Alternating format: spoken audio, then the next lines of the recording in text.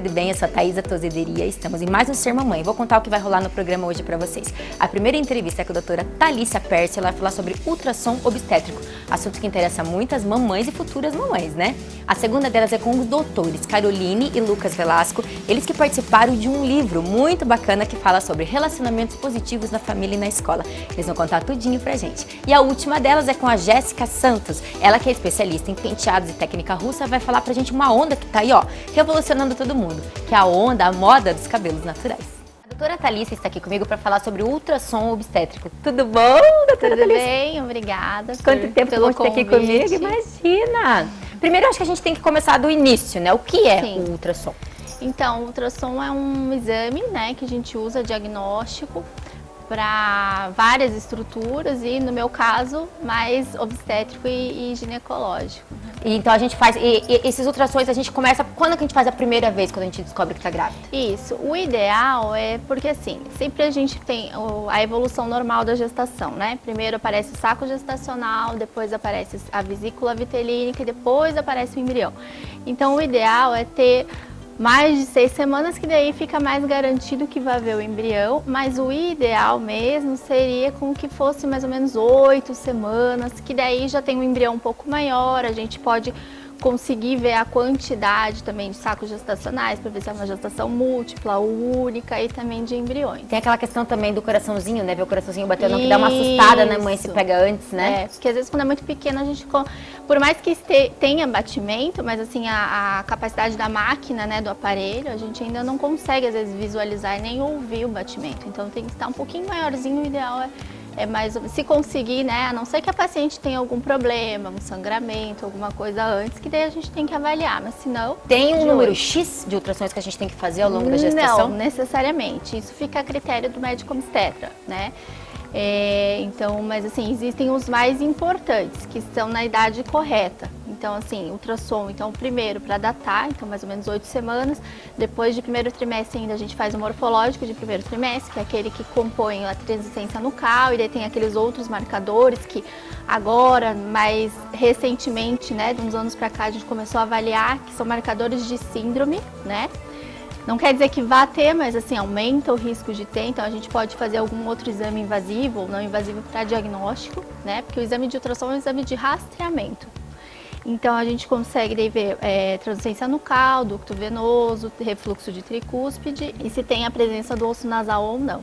Tá? E nesses casos a gente pode fazer um tratamento quando o neném intrauterino ou não? Se a gente descobre algum problema no ultrassom? Então, tem algumas malformações que sim, existe cirurgia fetal, né? Alguns centros de referência no país.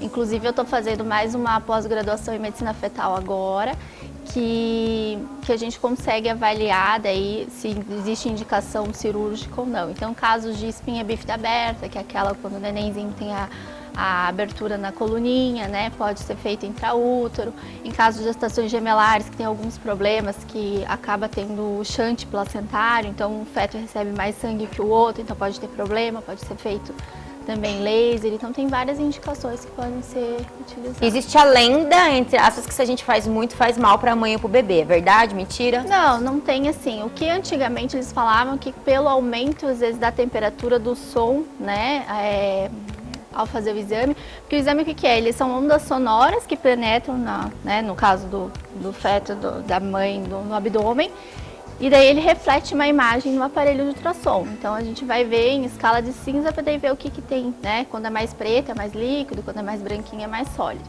Então, assim, antigamente eles falavam que às vezes poderia aumentar muito a temperatura, mas eles viram que assim seria uma exposição por muito tempo, né? Então, geralmente não tem, os aparelhos agora são bem mais modernos. Então, aquela mãe noiada que gosta de fazer um monte, pode ficar tranquila. Também.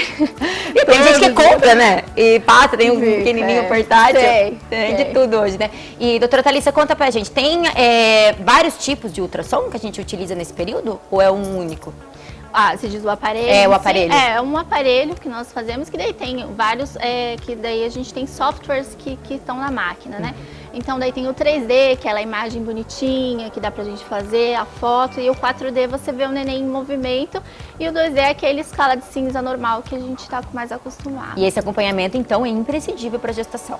Ah, sim, sempre, né? Ainda mais morfológico, de primeiro, de segundo trimestre. E ele pode ser realizado com o ginecologista ou com o médico ultrassonografista, com os dois? Isso, Ou radiologistas também podem fazer o exame, né? Ah, então tá bom. Obrigada pelas informações, doutora Thalissa. Imagina. Relacionamentos positivos na família e na escola. Estou aqui com os doutores, os dois doutores, Caroline Velasco e Lucas Velasco, mas eu vou chamar de Carol e Lucas, pode, né? Claro. Tudo bom, gente? Tudo bom, Tia? Que bom ter vocês aqui comigo. Obrigada. Prazer estar aqui com você novamente. Imagina! E, gente, é um livro super bacana e eles foram convidados a participar do livro. Me conta isso, gente.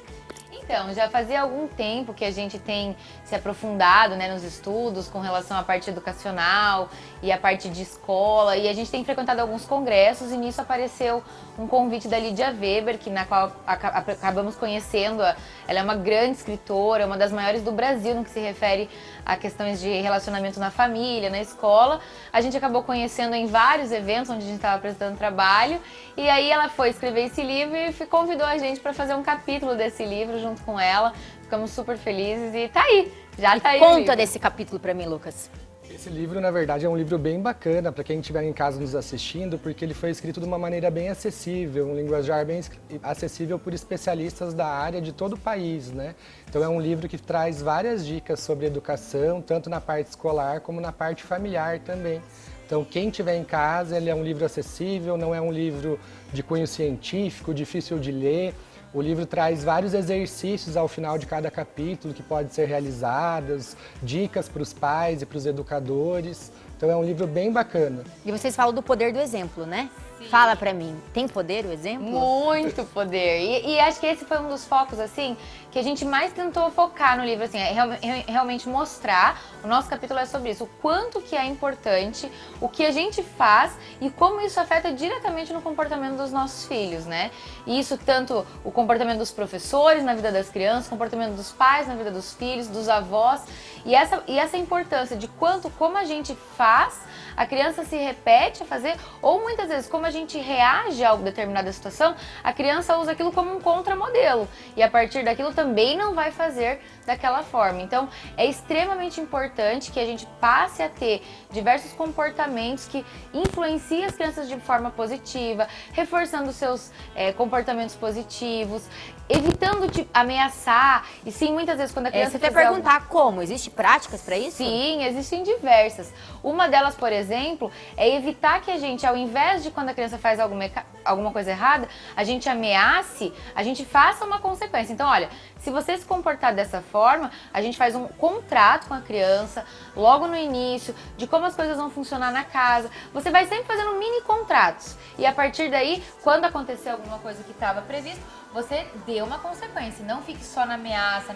Apesar de às vezes ter muita preguiça. Né? A gente é mãe, a gente sabe. E na verdade essas práticas, X, elas são aprendidas, né? Então a gente, através da leitura, através de orientações de profissionais, nós conseguimos desenvolver elas, né? É ideal respeitar a idade da criança, qual que é cada comportamento, né? A gente vê tanto adulto fazendo birra, tem dias que a gente não está de bem com a vida, e muitas vezes as crianças também passam por esses momentos, então a gente precisa identificar isso. Isso é um comportamento normal que ela está tendo, ela passou por alguma situação de algum estresse naquele momento, respeitar a individualidade dela, ouvir a criança para poder também perceber, né? Muitas vezes a criança cai. Para nós, aparentemente, ela não teve nenhum machucado, não está doendo, mas ela está chorando desesperada. A gente precisa respeitar, a gente tem aquela mania às vezes de dizer, não foi nada, você não se machucou. Mas eu até falei, é cultural, uma parte da nossa geração foi criada assim, né? Do fica quieto, não chora, né? É um formato antigo, agora a gente está tentando mudar isso, né? De não ouvir a criança, né? Essa questão do ouvir a criança, dar significado para aquilo que ela fala, prestar atenção, é muito importante. E usar o que ela fala para ensinar, né? Então ela descreveu para você alguma coisa que aconteceu, a gente usar aquilo para poder ensinar, conversar com ela, porque o hoje a educação já não está mais pautada na repressão, né, na dor, no medo. A gente está tentando fazer uma educação mais leve, uma educação pautada no exemplo, no amor, na educação mesmo. E a escola tem um papel muito importante nisso também. Porque Eu até ia falar, e essa relação família-escola, ela é muito importante, né? muito, muito. A família, ela precisa estar presente na escola e a escola precisa dar abertura para ouvir o que é importante para essa família, para que ela possa se complementar, porque a criança passa uma boa parte dentro do momento da escola, né? São pelo menos 4 horas do dia que ela fica lá dentro. Então é essencial que exista essa abertura, essa conexão entre a família e a escola para que isso possa acontecer. E a escola tem um papel extremamente importante também, né? Claro, e vocês vêm se especificando nesse ramo faz tempo já, né? Já faz um tempo. A Carol, na verdade, a vida inteira dela ela estuda, né? Porque ela é psicóloga, formada em Direito. E eu já faz uns 3 anos que venho me dedicando aí, na verdade já tinha estudado antes com ela, parte do doutorado dela, ela feito alguns cursos na área da psicologia, mas depois que a gente tem um filho, a gente desperta para isso, né? E começa a ficar mais interessado em virtude de ter que aplicar a educação em casa e também imaginar o que você quer para o seu filho, na parte pedagógica, nessa construção da escola. E é de extrema importância, né, o diálogo dos educadores, tanto os educadores em casa, né, quais são as regras que a gente estabelece para as crianças, desde os pais, mas também as pessoas que às vezes cuidam, as babás, as empregadas, bem como ter esse relacionamento aberto na escola também. Cada criança é única e tem que ser tratada dessa maneira individual. Então a escola que você escolhe para o seu filho tem que ter esse papel, né? A gente tem que chegar e conversar, né? O João é dessa forma, a Maria é dessa forma, e de que forma que a gente vai estar lidando com aquela criança, porque Não cada criança né? tem um desenvolvimento e precisa ser respeitada como um ser único. E sabe, Tisa, a pedagogia, hoje eu comecei a fazer pedagogia, né? Tô no 2º ano já, então fui buscar mais conhecimento nessa área educacional também. E a pedagogia hoje, ela fala da importância da escola desenvolver várias habilidades na criança, que é papel da escola também desenvolver algumas habilidades que a criança vai aprender com crianças da idade dela. Porque muitas vezes nós pais, nós temos adultos em casa e nem todos os pais têm outras crianças de idade parecida para poder ensinar relacionamento interpessoal entre crianças. Então, acaba ficando alguns papéis para a escola, porque na escola a criança está com outras crianças da idade dela. Então, ela vai ter que aprender, por exemplo, habilidades de relacionamento, aprender cooperação, aprender autorregulação. Então ela tem que aprender a controlar o impulso, a ter disciplina, ela tem que aprender a ter consciência social. Então o que é cuidar do outro, o que é ter empatia pelo outro, quando o outro se machuca, como que eu ajo? E com o ambiente, né? Então ela tem que aprender a cuidar das coisas da escola, a ter uma conexão com a natureza, a ter responsabilidade social. Então cuidar do ambiente, cuidar do outro, ajudar quem precisa. Então são algumas características que a gente consegue desenvolver mais facilmente quando elas estão com outras crianças da idade dela, porque aquilo tem significado prático na vida dela. E a criança também tem muito do copiar, né? De olhar e fazer. Então, assim, até acho interessante isso, porque tá na natação do Otávio, ele fazia sozinho, a professora falou assim, agora ele precisa fazer em grupo. Porque ele precisa ver o amiguinho e fazer igual o amiguinho. Então é interessante, isso é bem importante mesmo para o desenvolvimento Acaba deles, aprendendo né? com os seus pares, né, da mesma idade, a se relacionar também às vezes com uma criança que tem um nível acima, um nível abaixo. E nisso também, nesse momento, que é uma fase tão importante, a idade escolar, que se desenvolve a criatividade. Então a criatividade ela é muito mais desenvolvida quando você está com seus amigos, com seus colegas, né? Então a escola tem esse papel também de estimular a criatividade das crianças. Eu parabenizo vocês pelo livro, principalmente, eu já estou ali com o meu, vou ler, vou contar para vocês. Parabenizo vocês se dedicarem tanto a uma coisa que é tão importante, que são os nossos filhos. Adorei ter vocês aqui. Obrigada, boa satisfação para nós falar de assuntos que a gente ama, né? Escola, família, educação. E sigam o Lucas e a Carol nas redes sociais, que vai rolar muita coisa legal por aí, vocês vão saber de muitas novidades e vão aprender muito com eles. Obrigada, gente. Abraço para você. A Jéssica, lá da equipe do Cafofo Cabeleireiro, está aqui comigo pra gente falar sobre a opção pelo cabelo natural. Tá super na moda, as famosas todas se adaptaram nessa pandemia. A gente vai falar um pouquinho disso. Tudo bom, Jé? Tudo bem. Que bom te ter aqui. Obrigada. Então tá na moda mesmo o cabelo natural? Tá na moda. E eu acho que sim, mais que na moda, eu acho que hoje eles estão vendo mais a necessidade mesmo de voltar ao seu natural. Começa-se a fazer química muito cedo nos cabelos, e então chega uma hora que o cabelo precisa daquele tempo. E a pessoa meio que se reencontra, eu percebo que quando sai do cabelo ou é muito alisado ou muito pintado pro natural, né? Na na verdade, essa transição acaba bem isso, a pessoa se reencontrando novamente, né? Ela fala, opa, essa sou eu. Sou eu. E é muito difícil fazer essa transição, sair do liso pro enrolado, sair do claro pro natural? É um trabalho de formiguinha, né? Você tem que ter muita paciência, não é do dia pra noite. Principalmente mulher tem aquele apego, né? Com o cabelo, comprimento. Muita gente tá abdicando do loiro também. Pra sair aquele loirão também não deve ser fácil. Não é fácil.